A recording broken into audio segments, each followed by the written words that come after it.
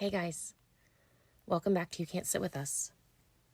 Over the last several weeks, we've been talking about the table God prepares for us. And the more I write each week and record and then rewrite and re-record, I keep feeling God telling me to dive in a little bit deeper, to take everything that I'm feeling and saying and tie it to Him. So for this week's episode, I've tried to dig a little deeper. We've talked about fear, and we've talked about guilt. We've talked about self-condemnation. And one thing that keeps becoming clearer to me, the table isn't just about the things we think. It's also about the people and the opinions we allow to influence us. Psalm 23:5 says, "You prepare a table before me in the presence of my enemies." This verse has been fascinating to me. It's the grounds for this entire conversation. Because God doesn't remove every difficult person before He prepares this table.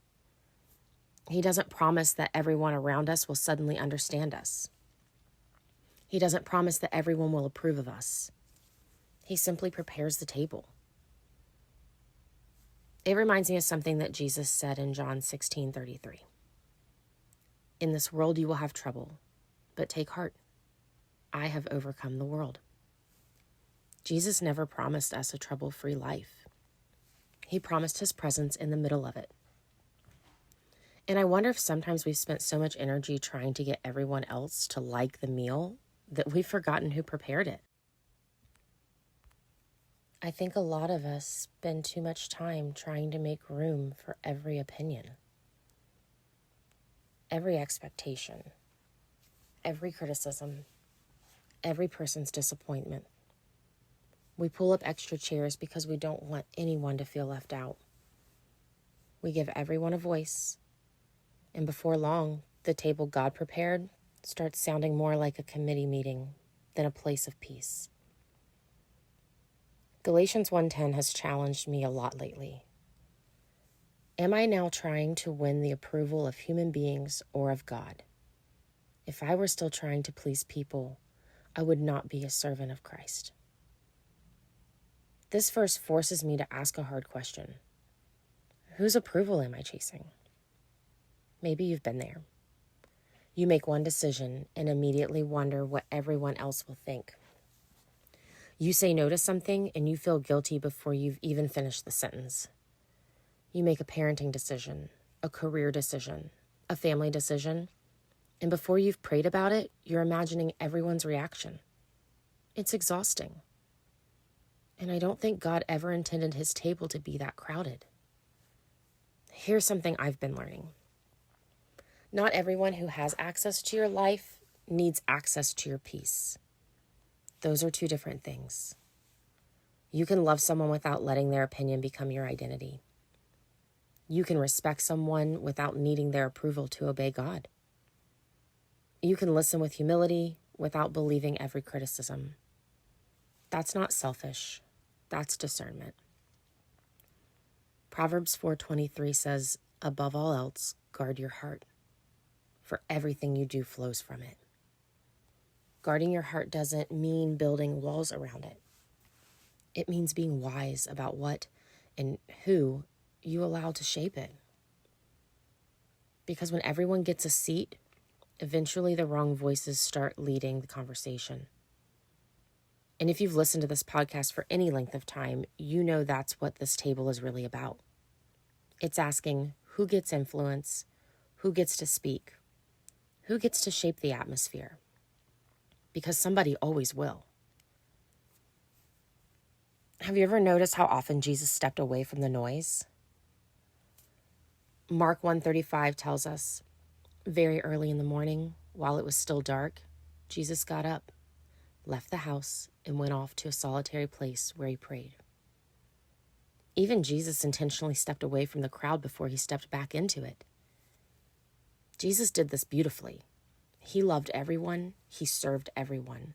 He showed compassion to everyone. But He wasn't controlled by everyone. People misunderstood Him, questioned Him, walked away from Him, criticized Him, and yet He never let public opinion determine private obedience. In John 5, Jesus said, I seek not to please myself, but him who sent me. That is so freeing to me. If Jesus wasn't trying to satisfy every opinion, maybe we don't have to either. I think that's something we all need to hear. Because we live in a world that constantly asks us to explain ourselves, defend ourselves, prove ourselves. But sometimes peace looks like trusting that God understands, even when everyone else doesn't.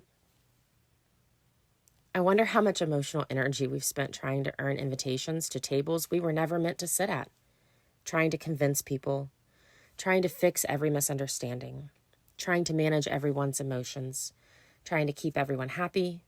And while we're busy doing that, God is quietly saying, "Come sit with me."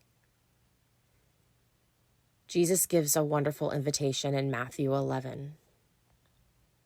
"Come to me, all who are weary and burdened, and I will give you rest." Notice what he doesn't say. He doesn't say, "Come to me after you've made everyone happy." And he doesn't say, "Come to me after you've fixed every relationship." He simply says, "Come." The invitation has always been about relationship before performance, because this table isn't built on performance. It's built on grace. It's built on truth. It's built on relationship. It's built on rest. One of the hardest lessons that I've learned lately is that boundaries aren't about pushing people away. Sometimes they're about protecting what God is growing inside you. Sometimes protecting peace means choosing not to replay the criticism. Sometimes it means choosing not to defend yourself. Sometimes it means realizing someone else's disappointment doesn't automatically mean you've done something wrong. That's a hard lesson, especially if you're someone who loves deeply. Ecclesiastes 3 reminds us there's a time for everything.